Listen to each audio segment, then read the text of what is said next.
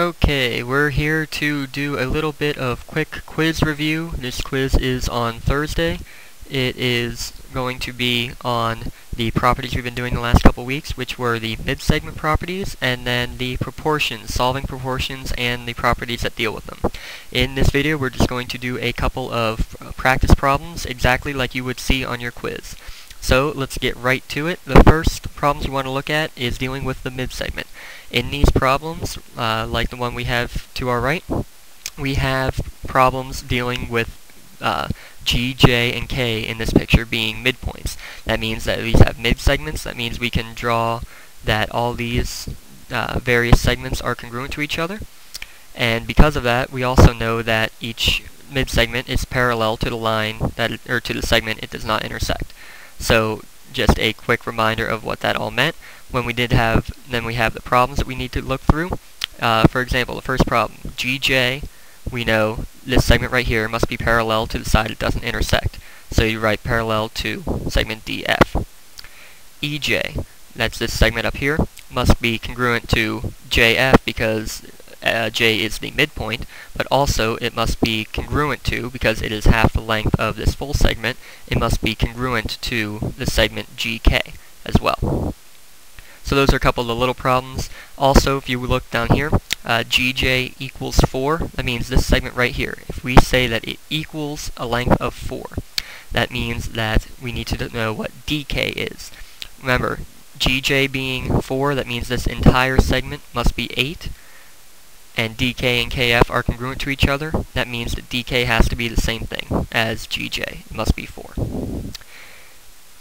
In the last problem here, if JK is 20, that means that ED, this entire segment must be twice as long, so that has to be 40. So those are just a few couple problems. Go ahead and continue to finalize these last two problems we skipped over to make sure you know how to do those as well. You'll see more of them in your review, and you will definitely see them on your quiz. Moving forward, in doing the mid-segment formulas and distance formulas, and slope formulas as well, we've seen this problem a couple times now. We want to verify that UT is a mid-segment, that if we were to draw this segment right here, that it is a mid-segment. To be a mid-segment, it needs to be parallel to the side opposite of it, so we would need to show that UT is parallel to PQ, and we would also need to show that UT is half the length of PQ.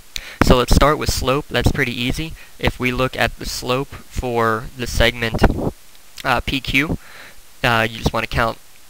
It goes up 2 and over 6. So your rise over run would be 2 over 6, which is a slope of 1 over 3. That is the slope for PQ. You also want to look at the slope for UT. When you do that, it goes up 1 over 3. So because their slopes are congruent, you can then say that they are parallel. You can say UT is parallel to PQ as a result. So that's the first step. Using the slopes, we're able to say that they are parallel. Now we need to say that the distance of UT is half the distance of PQ.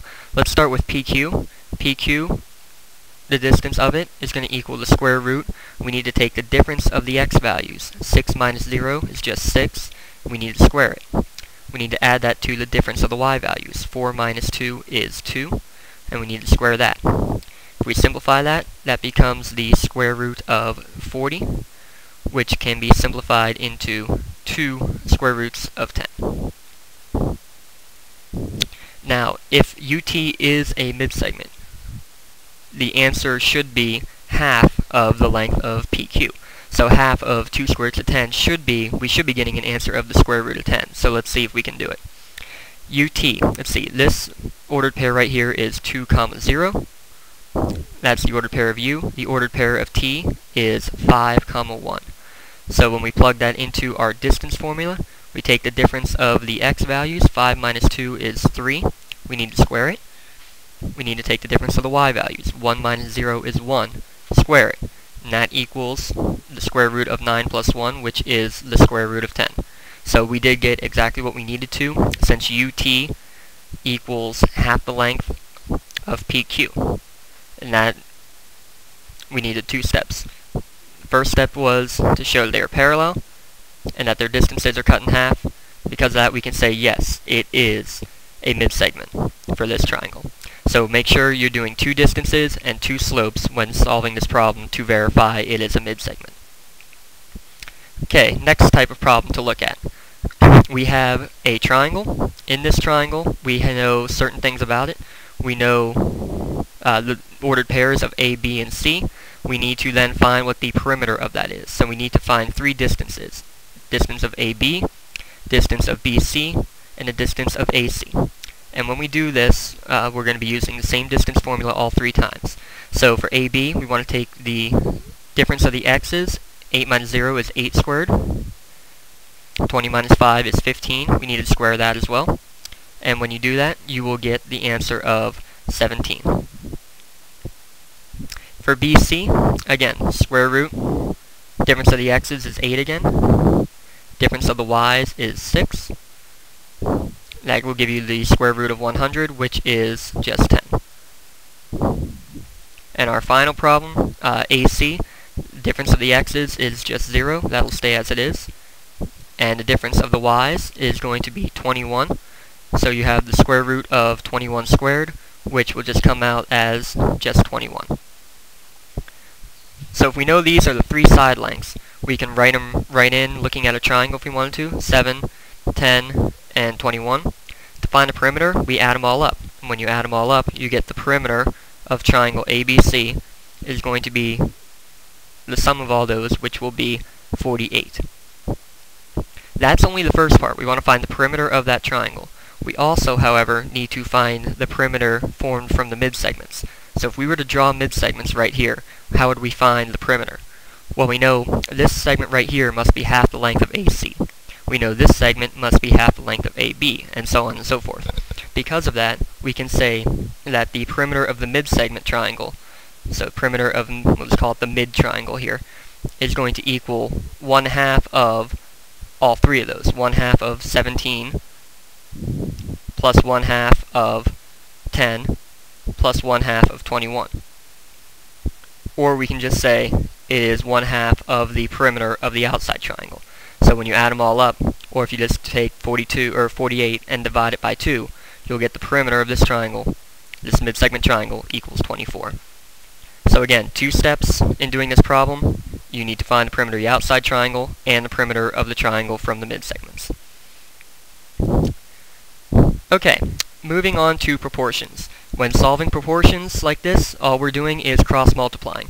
Usually it's pretty easy. This first problem, when you cross-multiply here, you get 2z is going to equal 7 times 12, which is 84. Once you cross-multiply and set them equal to each other, you just have to solve for your unknown. So z in this problem is going to equal 42. In this problem here, bottom left, again, cross-multiplying, we have a little bit more difficulty now because we have a couple different variables we're working with in monomials.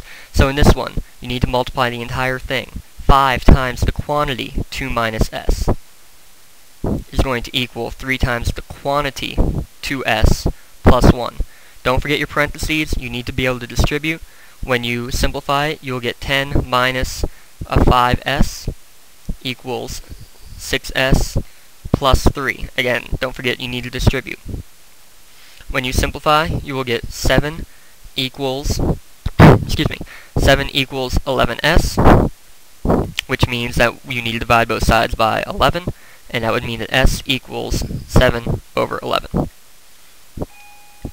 Go ahead and pause your video at this point, and you need to, for your first 2 questions, are to solve these 2 proportions at this time. So go ahead, pause the video, and solve these 2 proportions. Okay, quickly to review the geometric mean of 2 numbers. Geometric mean means that you would set up a proportion where the 2 numbers you want to find the geometric mean are on the diagonal, and on the other diagonal is the same value of x. So you would set up the proportion like this for this problem, 4 and 25. You would then do your cross multiplication. X squared would equal 100, because that's 25 times 4. You would then take the square root of both sides, and that leaves you with a value of x equals 10. Go ahead and give this second one a try. I'll set it up. You would say 2 over x equals x over 25. Go ahead and solve that problem. and that will be number 3 in your quiz for this video. Okay, in doing proportions, we have certain properties that we want to look at. If we look here at this problem that's numbered 3, in number 3 here, we go from 8 over x to 8 over 3. We bring this 3 down here. That means that we also need to take that x right back up. So that means that this value up here would have to be x. Your denominator stayed the same. This is one of the properties, is that you can switch those two values and still have the same proportion.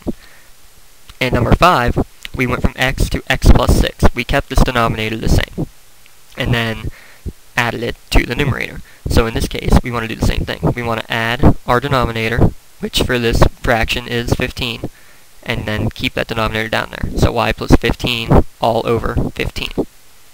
Go ahead and give these two a try. You'll also see those on there.